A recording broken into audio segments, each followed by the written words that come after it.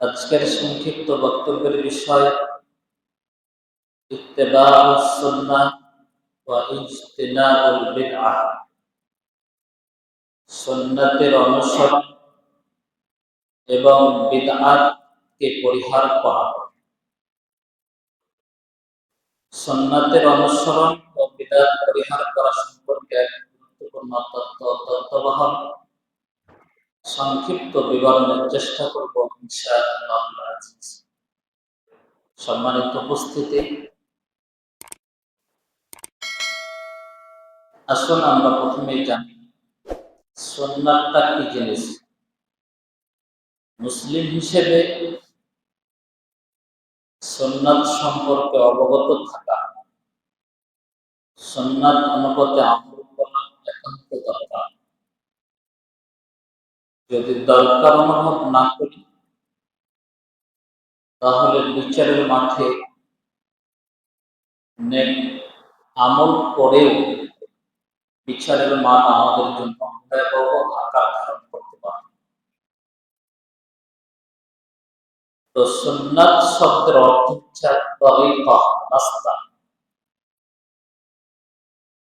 গন্তব্যে পৌঁছার জন্য আমরা বিভিন্ন সময় বিভিন্ন রাস্তা দিয়ে চলি।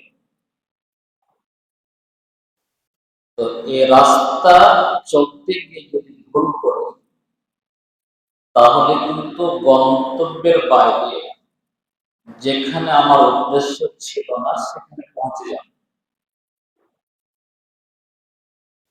আর যদি আমার উদ্দেশ্য অনুপাতে যদি রাস্তা চলি, তাহলে আমাকে সেই গন্তব্যে পৌঁছাবে।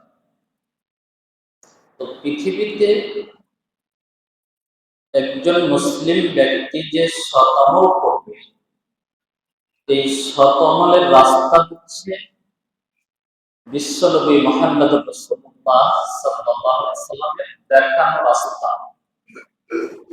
তো এই দেখানো রাস্তার বাইরে কোনো ব্যক্তি যদি চলে, তাহলে তার যে লক্ষ্যবস্তু ছিল জান্নাত পাওয়া, সেই বস্তু থেকে বিচ্যুত হয়ে অন্য দিকে সে দাবি করা।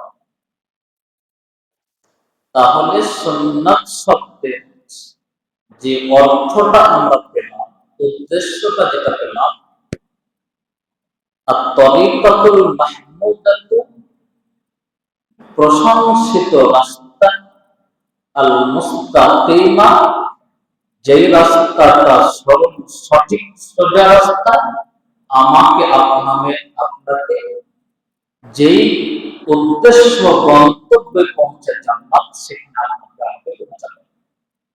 আর সুন্নাতের বাইরে যদি কোনো আমল হয়ে থাকে, তাহলে জান্নাতের ব্যতিক্রম রাস্তা জাহান্নাম, সেই জাহান্নামের রাস্তায় পৌঁছাবে।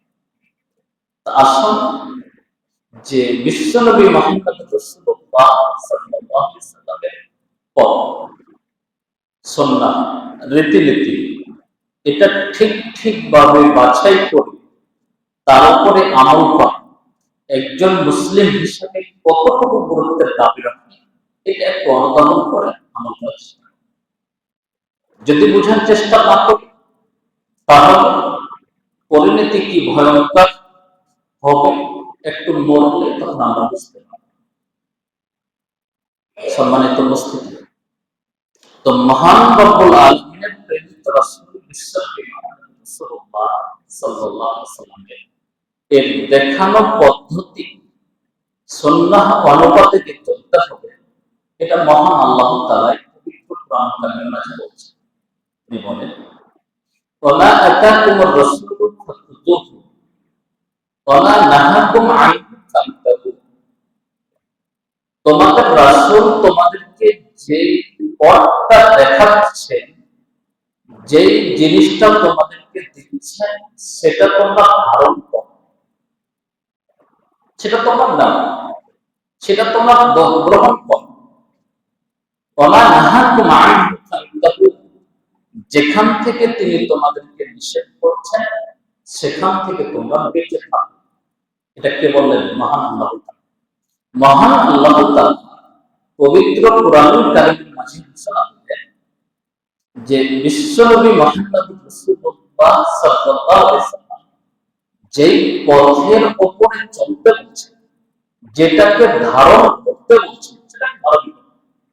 আর বিশ্বনবী মুহাম্মদ রাসূলুল্লাহ সাল্লাল্লাহু আলাইহি ওয়াসাল্লাম যেখান থেকে নিষেধ করছে সেটা তোমরা বর্জন করো। সম্মানিত উপস্থিতি, এটা মহান আল্লাহ তাআলা আমাদের নবী মুহাম্মদ রাসূলুল্লাহ সাল্লাল্লাহু আলাইহি ওয়াসাল্লামের ব্যাপারে বলেছেন। তো মুহাম্মদ রাসূলুল্লাহ সাল্লাল্লাহু আলাইহি ওয়াসাল্লামের পথ যেটা, তিনার আদেশ মোতাবেক যদি কোনো ব্যক্তি আমল করে, তার সুন্নাহ মোতাবেক যদি কোনো ব্যক্তি আমল করে, ওই ব্যক্তি জান্নাতে যাবে। আসলে একটু আবার দেখেন, আবু হুরায়রা রাদিয়াল্লাহু তাআলা বলেন, যা আরাবিয়্যুন ইলা নবী সাল্লাল্লাহু আলাইহি ওয়াসাল্লাম, একজন গ্রাম্য ব্যক্তি আল্লাহর নবীর কাছে আসে, একখানে আলোচনা শোনার জন্য বিনীতভাবে অনুরোধ করছে। ওখানে এক মুরব্বী নাতি ছোট বাচ্চার সাথে কথা বলতেছে। হোশ কখন হবে আমাদের? হোশ আমাদের কখন হবে? আর কত বছর বয়সে উপনীত হলে আমাদের হুঁশ হবে?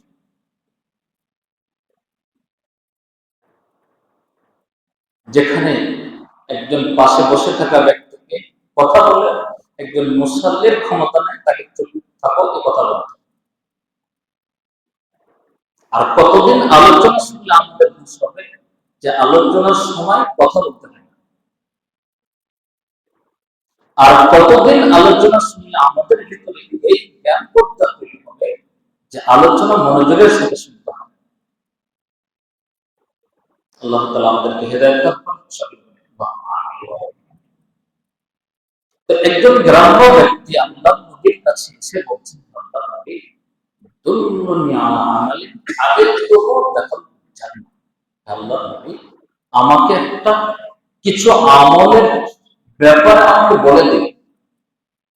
আবিদতুহু দাখালতুল জান্নাহ, আপনি যে আমলটার কথা বলবেন সে আমলটা আমি করে দাখালতুল জান্নাহ, জান্নাতে যেতে চাই। তা আমাকে এমন কিছু আমলের কথা বাতলিয়ে দেন যে আমলটা আমি করব জান্নাতে প্রবেশ করব, এমন কিছু আমল বলো।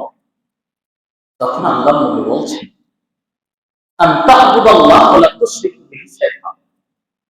এক নাম্বার, তুমি একমাত্র আল্লাহর ইবাদত করবে, আল্লাহর সাথে অন্য কোনো বস্তুকে শিরক করবে না।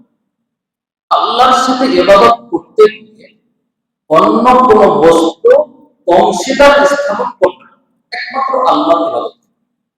দুই, আর তুকিমাস সালাতুল মাকতুবা, 5 ওয়াক্ত সালাত আদায় করবে। মাকতুবা বলতে ফরজ। ফরজ যে 5 ওয়াক্ত সালাত, এই 5 ওয়াক্ত সালাত আদায় করবে। এর বাইরে সালাত আদায় করতে হবে। ওই ভাষাটাতে ওই হাদিসে বলতে ওই ব্যক্তিকে যে তুমি 5 ওয়াক্ত সালাত আদায় করবে। ওয়া আন তুআদ্দিস যাকাতাল মাফরুযা, তোমার যদি অর্থ সম্পদ থাকে আর ওই অর্থ সম্পদ যদি যাকাত দেওয়া করতে পৌঁছে, তাহলে ওই সম্পদ থেকে যাকাত দেবে। 4, ওয়াতাসুম রমাদান, রমজান মাসের 1 মাস রোজা যে ফরজ, এই 1 মাসের সিয়াম পালন করা। ওয়াতাহাজ্জাল বাইতা, 5, যদি তোমার অর্থ সম্পদ থাকে হজ করা, তাহলে চেষ্টা করো। এই 5টা উপদেশ বিশ্বনবী মুহাম্মদ রাসূলুল্লাহ সাল্লাল্লাহু আলাইহি ওয়াসাল্লাম ওই ব্যক্তিকে দিলেন। 1 নাম্বার আবার জেনে নিন যে আল্লাহর ইবাদত করবে, অন্য কাউকে আল্লাহর সাথে শরীক করবে না। 2, 5 ওয়াক্ত সালাত ঠিক ঠিক টাইমে ঠিক ঠিক সময় আদায় করবে। 3 নাম্বার, যাকাত প্রদান করবে। সাধারণ দানের কথা বলেছেন যাকাত নির্ধারিত যে যাকাত সেটা। 4 নাম্বার, তাসুম রমাদান, রমজান মাসে 1 মাস সিয়াম পালন। অন্য কোন সিয়ামের কথা বলেন। 5 নম্বরে বলছেন সামর্থ্য থাকলে হজটা করবে। এই কথা বলে লোকটা চলে যেতে লাগলো। যখন আল্লাহ নবীর কাছ থেকে চলে যেতে লাগলেন, ওয়াল্লাহি আল্লাহর কসম, ওই লোকটা বলছে, ওই গ্রাম্য ব্যক্তিটা বলছে, ওয়াল্লাহি আল্লাহর কসম, লাযিদু আলা হাজা শাইআন আবাদা আলা আসবিহু। আল্লাহর নবী যেভাবে যে আমলগুলো করার কথা বললেন, এর চাইতে একটুকু বেশি আমল যেভাবে বললেন এর চাইতে বেশি পাবো। ওয়ালা আনকুসু মিনহু, যেভাবে বললেন এর নিচে কম হবে। লোকটা এই ব্যাখ্যাটা বলছেন, আল্লাহি আল্লাহর কসম খেয়ে বলছি, আল্লাহ নবী যে আমল করার কথা বললেন তার চাইতে একটুকু বাড়াবো না, ওয়ালা আনকুসু মিনহু, একটুকু কমাবো। এই কথা বলে আল্লাহ নবীর কাছ থেকে চলে যেতে লাগলেন। সাহাবারা উপস্থিত বসে আছে। যখন লোকটা চলে যেতে লাগলেন, আল্লাহ নবী বলছেন, মান সাররাহু আন ইয়ানজুরা রাজুলুন মিন আহলিল জান্নাহ, হাযা রাজুল, কোন ব্যক্তি যদি জান্নাতি ব্যক্তি দেখে কেউ আনন্দিত হতে চায়, এই পৃথিবীতে একটা জান্নাতি ব্যক্তি দেখে আমার মনটা যেন জোড়াতে চায়, প্রশান্ত করতে চায়, আল্লাহ বলছেন সাররাহু আন ইয়ানজুরা রাজুলুন মিন আহলিল জান্নাহ, কোন ব্যক্তি যদি জান্নাতি ব্যক্তি দেখে তার মনটাকে জোড়াতে চায়, হাজা, সেজন্য এই ব্যক্তিকে দেখে। সুবহানাল্লাহ। তো লোকটাকে কি বেশি আমল করা বা কম আমল করার জন্য আল্লাহ নবী জান্নাতি ঘোষণা দিলেন? এখান থেকে বলেন তো দেখি কি কারণে বললেন জান্নাতি? একটা বাক্য বলেছি, আল্লাহি আল্লাহর কসম, লা আজিদু আলা হাযা, আল্লাহ নবী যা বললেন সেভাবে আমল করব একবার। আল্লাহ নবী যা বললেন সেভাবে আমল করব একবার। আল্লাহ তাআলা দরবারে কবুল হয়ে গেছে। সেটাই কি? as-siratul মুস্তাকিমা আল মাহমুদা, সরল সঠিক রাস্তা। আল্লাহ নবী যেভাবে বলেছেন সেভাবে একটুকু বেশি করবো না, একটুকু কমাবো না। এই কারণে বিশ্ব নবী মুহাম্মদ রাসূলুল্লাহ সাল্লাল্লাহু আলাইহি ওয়াসাল্লাম বললেন যে দেখো জান্নাতি ব্যক্তি দেখো, কেউ যদি দেখে নিজে আনন্দ ভোগ করতে চায় তাহলে তো সে, তাহলে বলছিলাম মাতাকুম রাসূল, রাসূল সাল্লাল্লাহু আলাইহি ওয়াসাল্লাম যা দিয়েছেন তা গ্রহণ করো, আমার নাহার মানহু ফাত্তাকু, রাসূল যা নিষেধ করেছেন তা বর্জন করো। জান্নাত হবেই হবে, নিশ্চিত হবে অবশ্যই। যদি ব্যতিক্রম রাস্তা দিয়ে পথ অবলম্বন করি, এখন আমার গন্তব্য ঢাকা, আমি বাজারে গিয়ে টিকিট কাটলাম দিনাজপুরে, আমার কি উদ্দেশ্য পৌঁছবে? আমার গন্তব্য হচ্ছে ঢাকা, আমি টিকিট কাটলাম দিনাজপুরে, আপনার গন্তব্যে পৌঁছাবে না। আপনার জান্নাতের গন্তব্য পৌঁছাবে একমাত্র শুধুমাত্র বিশ্বনবী মুহাম্মদ রাসূলুল্লাহ সাল্লাল্লাহু আলাইহি সাল্লামের সিরাতে মুস্তাকিমা সঠিক পথ অনুসরণ করে। সেই পথের ব্যতিক্রম কোন ব্যক্তি যদি ইবাদত করে, পরিচিত দেখে কেউ যদি আমল করতে চায়, সে আমলের কিঞ্চিত মহান আল্লাহ নিশ্চিত হবে না, যা ওই ব্যক্তির কথা থেকে বুঝতে পারলাম। তিনি বললেন এর চাইতে বাড়বো না, এর চাইতে কমাবো না।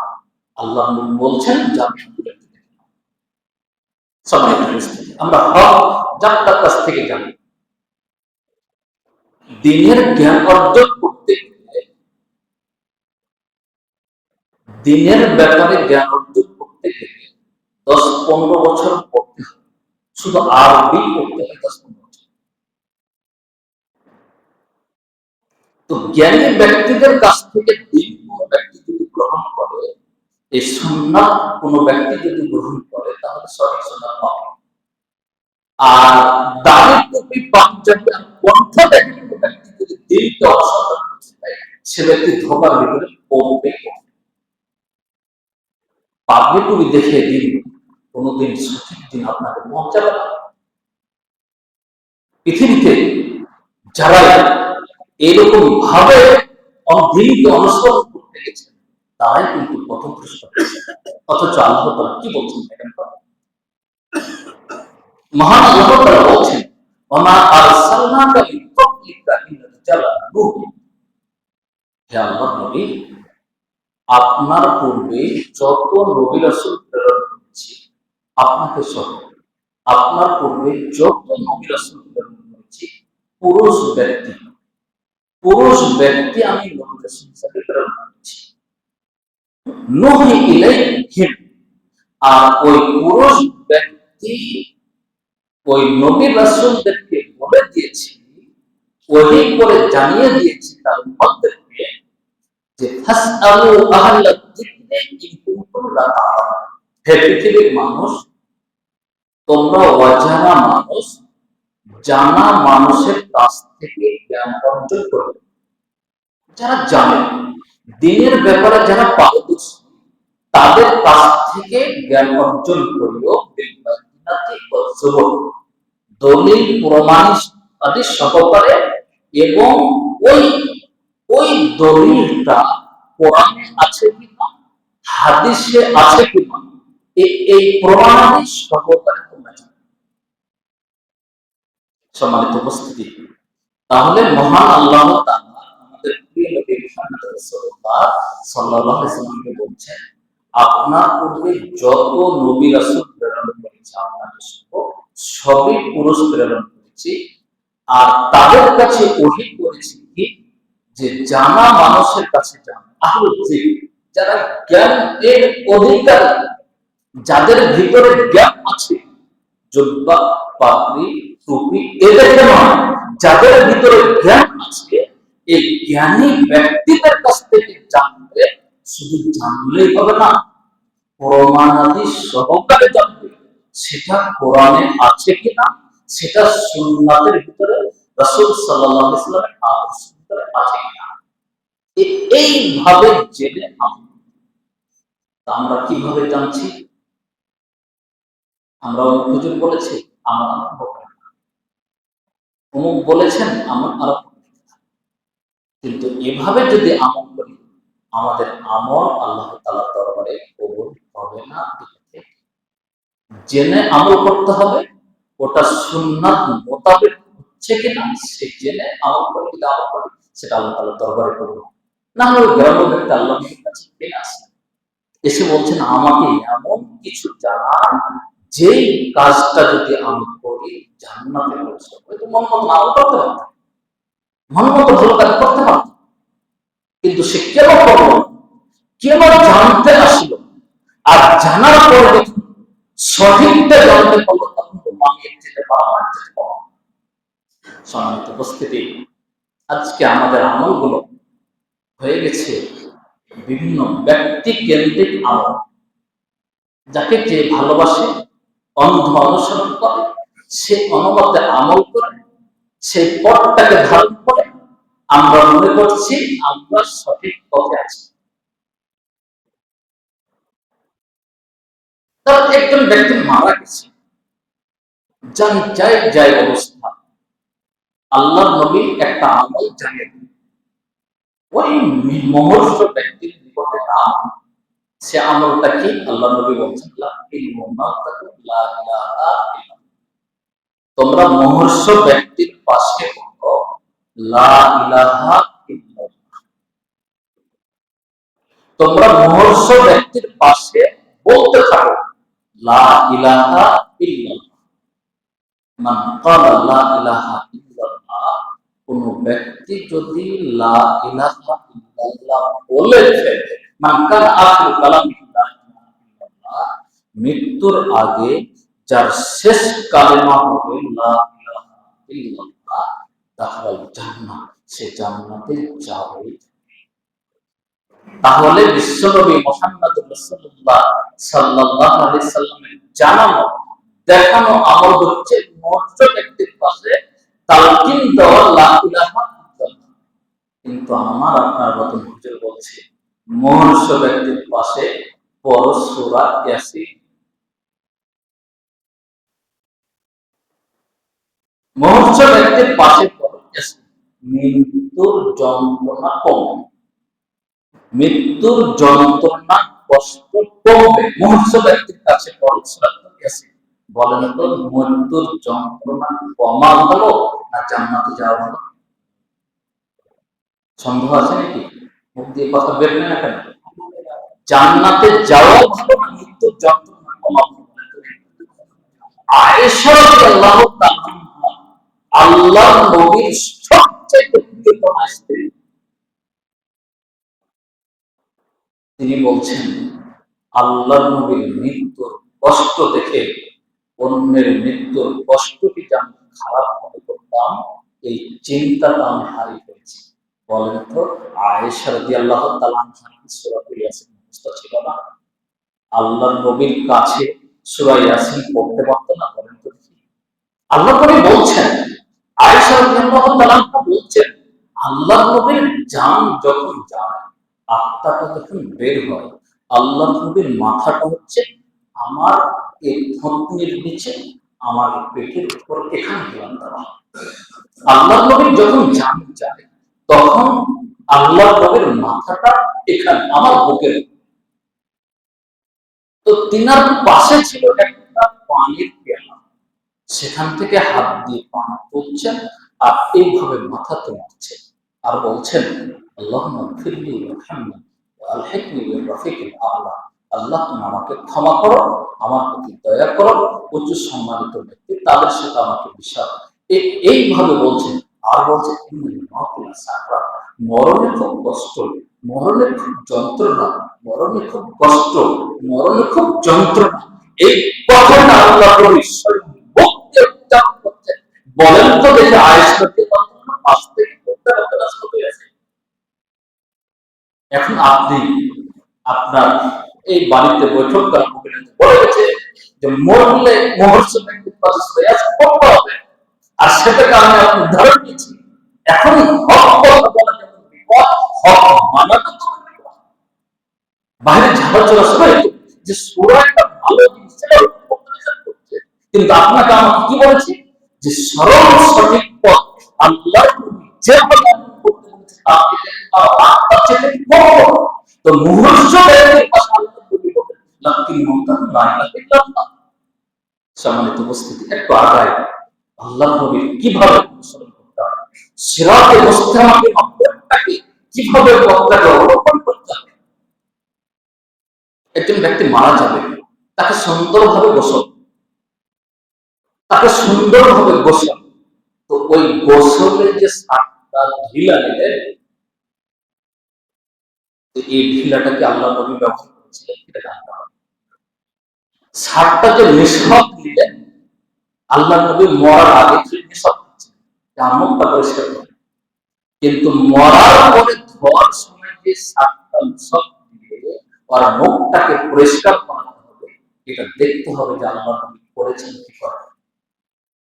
আল্লাহ বলেন, কোন ব্যক্তি মারা গেলে তাকে সুন্দর গোসল, 3 বার গোসল দাও, গোসল দিয়ে 3 কাপড়ে কাফন দাও, কাফন দিয়ে কবরস্থ দাও, জানাজা করো, জানাজা করে একটা রাত নাকি মাটি দিলে আর একটা রাত, এই দুটো পথ, জানাজা করা, মাটি করা। তৃতীয় কোনো পথ যদি মাইয়াতকে কেন্দ্র করে করা যায়, সেটাই হবে রাসূল সাল্লাল্লাহু আলাইহি ওয়াসাল্লামের পথের বাইরের পথ। এখন এই মাইয়াতকে ছেলে মানুষরা নিয়ে চলে গেল, আর মা বোনদের মাঝে ওখানে অজানা জানার বেশ দরে কোথাও হচ্ছে, মাইয়াত চলে গেছে, এখন আমরা হাত তুলে মাইয়াত চলে। বিশ্বনবী মুহাম্মদ রাসূলুল্লাহ সাল্লাল্লাহু আলাইহি ওয়াসাল্লামের পথ থেকে এর বিস্তারিত যদি তথ্য থাকে যে ছেলেরা মাইয়াতকে নিয়ে চলে গেছে, আর আয়েশা রাদিয়াল্লাহু তাআলা আনহা, ফাতেমা রাদিয়াল্লাহু তাআলা আনহা, অন্য আল্লাহর স্ত্রীগণ ওই মাইয়াতের জন্য হাত তুলে করেছে। যদি প্রমাণ থাকে তাহলে আনন্দ, যদি প্রমাণ না থাকে তাহলে আমি বাতিল বলে নেবো, এমন 4 কথা তা হবে না। আর এই হক কথা বললে আমার সম্মানিত উপস্থিতি, একজন ব্যক্তি আল্লাহ নবীর কাছে আসলেন, এসে বলতেন, আল্লাহ নবী, আমার তো মা মারা গেছে, তো আমি যদি আমার মায়ের নামে দান করি দানটা কি উপকার দিবে? তখন বলছেন, জি হ্যাঁ, তোমার মায়ের নামে দান করেন, তা উপকার দিবে। তো দেখেন, অধিকাংশ যে বাড়িগুলো থেকে মাইয়াত মারা গেছে, মাইয়াত মারা গেলে কিভাবে যে তা বুঝতে পারে মা বোনরা কিছু, এভাবে প্রত্যেকটা বাড়িতে বাড়িতে গিয়ে দিন প্রচার করার মহিলারা আছে। বাড়িতে বাড়িতে গিয়ে দিন প্রচার। তো মাইন্ডের মহিলার ওই বাড়িতে গিয়ে স্থান নেয়, যেমন স্থান নেয় তার একটা কারণ আছে। ওই মহিলাদের অন্তর বা ওই বাড়ির মালিকদের অন্তর বিমর্ষ থাকে যে ওই বাড়িতে গিয়ে যদি দিনের দাওয়াত দেয় তাহলে তারা রিসিভ করতে পারবে, একটা আবেগ দিয়ে কাজ করে। ওই মা বোনেরা ওই বাড়িতে গিয়ে আলোচনা শুরু করে দেয়। যে আলোচনা কি করছে, যে একজন মহিলা ছায়া পরে ভিতরে যদি প্যান্টি না পরে তাহলে তার সাথে হবে না। কেন? লজ্জাস্থানের সম্পর্ক মাটির সাথে থাকে। এই কথা যদি রাসূল সাল্লাল্লাহু আলাইহি ওয়াসাল্লামের কথা যদি না হয়ে থাকে, বিচারের মাঠে ওই মহিলা জাহান্নামের কাঠ করাতে দাঁড়িয়ে আল্লাহর কাঠ করাতে দাঁড়িয়ে জাহান্নামে যেতে হবে। কোথায় গেল যে ছায়া পরে সালাত আদায় হবে না, ভিতরে প্যান্ট না থাকলে লজ্জাস্থানের সম্পর্ক মাটির সাথে থাকতে হবে। তখন যাদের সামনে বলবো তাদেরকে প্রশ্ন করতে হলো, হতো আপনি যে কথাটা বললেন এই কথাটা কি রাসূল সাল্লাল্লাহু আলাইহি ওয়াসাল্লাম বলেছেন? দেখান তো কোথায় বলেছেন। আপনি যে একজন ব্যক্তি মারা গেল তার বাড়িতে করে বিভিন্ন রকম দিনের আলোচনা করে হাত তুলে মোনাজাত আরম্ভ করলেন মারা ব্যক্তির নামে, তো দেখান তো আল্লাহর নবী অসংখ্য সাহাবা মারা গেছেন। বদরের যুদ্ধে সাহাবারা মারা গেছেন, উহুদ যুদ্ধে 70 জন সাহাবা মারা গেছেন। দেখান তো মরে যাওয়ার পরে ওই সমস্ত সাহাবাদের বাড়িতে এইভাবে কোন মহিলা না, আয়েশা রাদিয়াল্লাহু তাআলা আনহা, মা ফাতেমা রাদিয়াল্লাহু তাআলা আনহা, উম্মে কুলসুম, যায়েনব, আল্লাহর নবীর 11 জন স্ত্রী, 9 জন স্ত্রী, এরা কি এইভাবে মোনাজাত করেছে কিনা, এভাবে আমল করেছে কিনা দেখান তো। সম্মানিত উপস্থিতি, বিশ্বনবী মুহাম্মদ রাসূলুল্লাহ সাল্লাল্লাহু আলাইহি ওয়াসাল্লাম দেখানো পদ্ধতির বাইরে কিন্তু আমল হয়, সে আমল বাতিল, সে আমল বাতিল, সে আমল বাতিল। অসংখ্য বাড়িতে দেখছি কোন ব্যক্তি মারা গেলে আল্লাহর নবী বললেন তার নামে দান করো, সেটা আল্লাহ কবুল করবেন। অসংখ্য বাড়িতে দেখছি ছোট ছোট তালবিল গুলোকে কোরআন করে নেওয়ার জন্য বাড়িতে আছে, বাড়িতে রেখে বলছেন যে 30 পারা কোরআন তোমরা 30 জন এসেছো বা জন এসেছো, এক পারা দু পারা করে খতম। তার নামে খতম, ওই মরা ব্যক্তির নামে খতম। আল্লাহ তাআলা বলেন তোমার কোরআন পড়ো, তোমরা দেখো কোরআন পরে যে তার পাশে বসে থেকে শুনো কোরআন দেখে।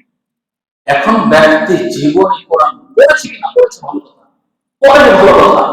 তো ওই ব্যক্তি মরে গেছে, কবরে রেখে দেওয়া চলে আসা হয়েছে। এখন ওই তালবিল গুলোকে ডাকে, তালবিল গুলোকে ডেকে বাড়িতে বললেন তুমি খতম দাও। তো খতম দিল, যেভাবে পাবেন সেভাবে খতম দিল। তো বাস্তবতার কথা একটা বলছি, এখানে দিয়ে গ্রামের কোনো বাড়িতে কোরআন পড়ে ছেলেপেলেগুলো যাচ্ছে। তো ছেলেপেলেগুলো যখন যাচ্ছে কোথায় গেছে, একবার কোরআন পড়তে গেছে, খতম দিলে জি। তো কয় পারা করে খতম দিলাম, এক একজনের নামে 2 পারা ছিল। তো এই ছেলে বলো তো দেখি তুমি কয় পারা করেছো? 8 পৃষ্ঠা না 7 পৃষ্ঠা করেছি, বাদ বাকি এমনি 2-4 পৃষ্ঠা ছিল। নাউযুবিল্লাহ মিন যালিক। এই কথাটাই বলেছেন আল্লাহ তাআলা, ইন্নাল্লাযীনা ইয়াশতারুনা, যারা কোরআনের আয়াতকে বিক্রয় করবে অল্পমূল্যে, কিছু খাবার আর কিছু টাকা দিয়ে পকেট, ওই হুজুরের পকেট, যে ছাত্রগুলো বানিয়েছে ওই ছাত্রগুলোর একজন নেতা হুজুর আছে, ওই হুজুরের পকেট করে বলে এই জন্য এই বাড়ি করে কম করে খাওয়া এখন পর্যন্ত এই বাড়ি করে খাওয়াকে ছাড়তে পারে। কিন্তু আমরা অন্ধ অনুসরণ করা ব্যক্তি সেই পথটাকে না ছেড়ে আজকে পর্যন্ত আমরা মুসলিম, আমাদের বাড়িতে বাড়িতে বড় করে কোরআন করে খাওয়া হয়, যা অন্তরের বর্তমান বাড়তে। আশ্চর্য ব্যাপার। আল্লাহ তাআলা বলছেন পৃথিবীতে এক শ্রেণীর হুজুর, এক শ্রেণীর ব্যক্তি আসবে যারা এই কোরআনকে অল্প মূল্যে বিক্রয় করে দেবে। অথচ আল্লাহর নবী সাহাবীদের যুগের আমল, সুন্নতে আমল, সাহাবা আল্লাহর নবীর কাছে আল্লাহর নবী, আমার তো বাবা মারা গেছে, আমার তো মা মারা গেছে, তো আমি যদি আমার বাবা মা মায়ের দান করি, এই দানটাকে কবুল হবে? আল্লাহর নবী বলছেন, না, দান করো, এই দানটা তোমার বাবা মার নামে কবুল হয়ে যাবে। আল্লাহ নবী মুহাম্মদ রাসূলুল্লাহ সাল্লাল্লাহু আলাইহি ওয়াসাল্লাম বলছেন, একজন বাবা মা বিচারের মাঠে তার আমলনামায় নেকির আমলনামা থেকে সে আশ্চর্য হয়ে যাবে। আশ্চর্য হয়ে আল্লাহ তাআলা বলবেন, হে আল্লাহ, আমি তো এত আমল করিনি, কিন্তু এত আমলনামা আমার খাতায় জমা হলো কিভাবে? তখন আল্লাহ তাআলা ওই ব্যক্তিকে বলবেন, তুমি যে ভালো ছেলে ভালো মেয়ে রেখে এসেছিলে, তারা তোমার নামে দান করেছে, তারা তোমার নামে সব সময় আল্লাহর কাছে হাত তুলে দোয়া করছে। ওই ক্ষেত্র বললেন যে তুমি ভালো ছেলে মেয়ে রেখে এসেছিলে, ওই ছেলে মেয়েগুলো তোমার জন্য দোয়া করেছে, তোমার জন্য দান করেছে, তারা নেক আমল করেছে, তাদের সে দোয়া, তাদের সে দানের বদৌলতে তোমার আমলনামায় এইভাবে নেকি পাওয়া হয়ে যাচ্ছে। সম্মানিত উপস্থিতি, যেটা বোঝাতে চাচ্ছিলাম, সুন্নাত মোতাবেক আমল করলে আল্লাহ তাআলা জান্নাত দিবেনই দিবেন, কিন্তু সুন্নাতের বাইরে কোন যদি আমল করি, যা নির্দেশনাগুলো দিয়ে দিলাম, মরাকে দিয়ে মরলে মুহূর্ত ব্যক্তির পাশে লা ইলাহা ইল্লাল্লাহ তালকিন, তাসবিহ তাহলিলের তালকিন, অন্য কোন সূরা কোরআন তেলাওয়াত মরার আগে এবং মরার পরে বিশ্বনবী মুহাম্মদ রাসূলুল্লাহ সাল্লাল্লাহু আলাইহি ওয়াসাল্লাম পড়ার কথা বলেনি। একজন ব্যক্তি মরে যাবে, মরলে সুন্দরভাবে গোসল, সেখানে 7টা মেশক লাগবে না, সেখানে 7টা ধুলো লাগবে না, গোসল দিয়ে ওই ব্যক্তিকে কাফন করে জানাজার সালাত, জানাজার সালাত হচ্ছে মাইয়িতের জন্য দোয়ার এক বিশেষ মাধ্যম। কিভাবে দেখেন তো, আল্লাহর নবীর যুগে সূর্য গ্রহণ, যেটা আমরা দেখি মাঝে মাঝে, কয়েকদিন আগে চন্দ্র গ্রহণ, রাত্রিবেলা চাঁদটা ঢেকে গেছে, তো চন্দ্র গ্রহণ লাগলো, সূর্য গ্রহণ লাগলো। তা আল্লাহর নবী বলছেন, একজন সাহাবীকে বললেন যে, হে সাহাবী, তুমি গিয়ে ঘোষণা দিয়ে দাও এলাকাতে এলাকা সালাতুল জামিয়া, সূর্য গ্রহণ লেগেছে, মসজিদের সালাত হবে, সূর্য গ্রহণ লেগেছে, মসজিদের সালাত হবে। এই ভয় ভীতি থেকে বাঁচার জন্য আল্লাহ তাআলার দরবারে সালাত আদায় করে প্রার্থনা করো, সালাতুল জামিয়া, মসজিদে সালাত হবে। অবশ্যই সঙ্গে সাথে যারা যেখানে আছো, তোমরা সব কাজকর্ম করে তোমরা মসজিদে চলে আসো, আল্লাহকে সন্তুষ্ট করার জন্য, এই সূর্য গ্রহণের ভয় থেকে বাঁচার জন্য মসজিদে সালাত আদায় হবে। এই ঘোষণা শুনে সাহাবারা মসজিদে চলে আসলো। আল্লাহর নবী সাহাবাদেরকে 2 রাকাত সালাত আদায় করলেন, এই ভয় থেকে বাঁচার জন্য 2 রাকাত সালাত আদায় করলেন। 2 রাকাত সালাতে 4 রুকু 4টা সিজদা, 2 রাকাত সালাতে 4 রুকু 4 সিজদা, এইভাবে সালাত আদায় করে এই ভয় ভীতি থেকে বাঁচতে চাইলেন। একজন ব্যক্তি মারা গেছে, তার জন্য প্রার্থনা করার গুরুত্বপূর্ণ মাধ্যম, যেটা বিশ্বনবী মুহাম্মদ রাসূলুল্লাহ সাল্লাল্লাহু আলাইহি ওয়াসাল্লাম বলেন, তাকে গোসল দাও, তখন সামনে থেকে সকলকে নিয়ে জানাজার সালাতের মাধ্যমে দোয়া করো, আল্লাহু আকবার বলে সূরা ফাতিহা পড়ে একটি সূরা, সেটাকে প্রশংসা হয় আল্লাহ তাআলা। এরপর দ্বিতীয় তাকবীর দিয়ে নবী মুহাম্মদ রাসূলুল্লাহ সাল্লাল্লাহু আলাইহি ওয়াসাল্লামের উপর দোয়া দুরূদ পাঠ করো। তৃতীয় তাকবীর দিয়ে এই মাইয়িতের জন্য খাস করে আল্লাহর কাছে দোয়া করো, আল্লাহ তুমি জীবিত যারা আছে তাদেরকে মাফ করো, মৃত যারা মরে গেছে তাদেরকে মাফ করো, এইভাবে দোয়া করতে লাগলেন। পরবর্তী আরেকটি দোয়া করতে লাগলাম, আল্লাহুম্মা ফিরলাহু ওয়ারহামহু, আল্লাহ তুমি এই মাইয়িতকে মাফ করো, মাইয়িতের প্রতি দোয়া করো, ওয়াফিহি ওয়ারহামহু, আল্লাহ এই মাইয়িতকে নিরাপত্তা দান করে রাখো, ওয়াসি মাদখালাহু, আল্লাহ এই মাইয়িতকে যে একটু পরে কবর রাখতে হবে, কবর থাকার জায়গাটাকে প্রশস্ত করে দাও, ওয়াসিলহু বিল মুমিনি ওয়াসাববিহু, আল্লাহ আমরা যে দিয়ে পরিষ্কার করে, কিন্তু তুমি তাকে স্বচ্ছ করো, পানি দিয়ে ধুয়ে পরিষ্কার করে দাও, যেমন ভাবে সাদা কাপড়কে ধুয়ে পরিষ্কার করা হয়। আল্লাহুম্মা এইভাবে দোয়া করে করে করে করে মাইয়াতের জন্য ক্ষমা চেয়ে আল্লাহ মাইয়াতকে জান্নাত দাও, জাহান্নাম থেকে পরিত্রাণ দাও। এইভাবে দোয়া করে আল্লাহু আকবার সালাম ফিরে দিলাম, আসসালামু আলাইকুম ওয়া রাহমাতুল্লাহ, আসসালামু আলাইকুম ওয়া রাহমাতুল্লাহ। এটা হচ্ছে বিশ্বনবী মুহাম্মদ রাসূলুল্লাহ সাল্লাল্লাহু আলাইহি ওয়াসাল্লামের শিক্ষার পদ্ধতিতে যা আমি আপনাকে বোঝাতে ব্যর্থ হয়েছি, বোঝাতে ব্যর্থ হয়েছি। আজকে ভুল আমাদের অন্তরে গেছে, সঠিক বুঝলো বোঝাতে এখন পর্যন্ত আপনাদেরকে ব্যর্থ। এরপরে বিশ্বনবী মুহাম্মদ রাসূলুল্লাহ সাল্লাল্লাহু আলাইহি ওয়াসাল্লাম বলতেন, মাইয়িতের জন্য দোয়া হলো, মাইয়িতের জন্য সালাতের মাধ্যম দিয়ে দোয়া হলো, মাইয়িতের ক্ষমা চাওয়া হলো। তোমাদের কি হলো?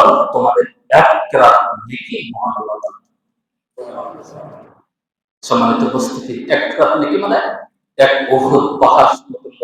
যারা উহুদ পাহাড় দেখে এসেছে, এক রাত নাকি উহুদ পাহাড়। যারা মাইয়িতকে নিয়ে কবরে রাখলো, কবরে রাখার পরে বিসমিল্লাহ বলে মাটি দিল, মাটি দেওয়ার পরে মাইয়িতের জন্য একটু দোয়া বলে চলে আসলো, আল্লাহুম্মা গফিরহু ওয়ারহামহু ওয়াসাব্বিতহু বিল কওলিস সাবিত। আল্লাহ তুমি মাইয়িতকে মাফ করো, মাইয়িতের প্রতি দয়া করো, মাইয়িতকে যে প্রশ্ন করা হবে এই প্রশ্নের উত্তর দেওয়ার তৌফিক তুমি দান করো। এই কথা বলে চলে আসলো। আল্লাহ নবী বলছেন, ওই ব্যক্তির জন্য মারা কেরাত নেকি মহান। এটা হচ্ছে বিশ্বনবী মুহাম্মদ রাসূলুল্লাহ সাল্লাল্লাহু আলাইহি ওয়াসাল্লাম শিখানো পদ্ধতি। আমল এর বাইরে যদি কোনো আমল করতে যায় তাহলে হবে বিদআত। আর সেই বিদআত বিচারের মাঠে আল্লাহ তাআলা ভয়ঙ্কর পরিস্থিতি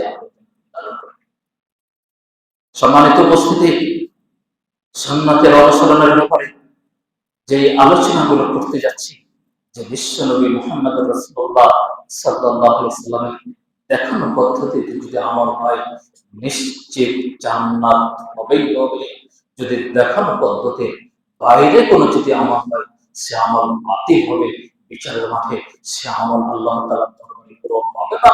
যে কথা মহান আল্লাহ তাআলা বলেছেন, হে পৃথিবীর মানুষ, হে ইমানদারগণ, আতিউল্লাহ, তোমরা আল্লাহর আনুগত্য করো, ও আতিউর রাসূল, রাসূল সাল্লাল্লাহু আলাইহি ওয়াসাল্লামের দেখানো পদ্ধতির অনুসরণ করো। ওয়ালা তুবতিলু আমালাকুম, তোমরা আল্লাহর নবীর দেখানো পদ্ধতির বাইরে কোনো ইবাদত করে আমল করে তোমাদের আমলগুলোকে নষ্ট করে দিবে। সম্মানিত উপস্থিতি, আজকে আলোচনা শেষ হলো। এই উদাত্ত আহ্বান জানাতে চাই, সুন্নাতের অনুসরণ করে জান্নাত পেতে হবে। একজন মরা ব্যক্তিকে কেন্দ্র করে কিছু আমল, আল্লাহর নবীর আমল তুলে ধরলাম, এর ব্যতিক্রম আমল তুলে ধরলাম যা আমাদের সমাজে পরিচালিত। আল্লাহ তাআলা যেন আমাদের প্রচলিত সমাজের আমল থেকে বিরত থাকার তৌফিক দান করেন। মহান রব্বুল আলামিন যেন বিশ্বনবী মুহাম্মদ রাসূলুল্লাহ সাল্লাল্লাহু আলাইহি ওয়াসাল্লামের ইত্তেবা সুন্নাহ সঠিক পথ অনুসরণ করে আমল করার তৌফিক দান করেন। সকলে বলি আল্লাহুম্মা আমিন। আজকে ইত্তেবা সুন্নাহর আলোচনা যথাযথভাবে তুলে ধরার চেষ্টা করেছি, কতটুকু পেরেছি আল্লাহ তাআলাই ভালো জানেন।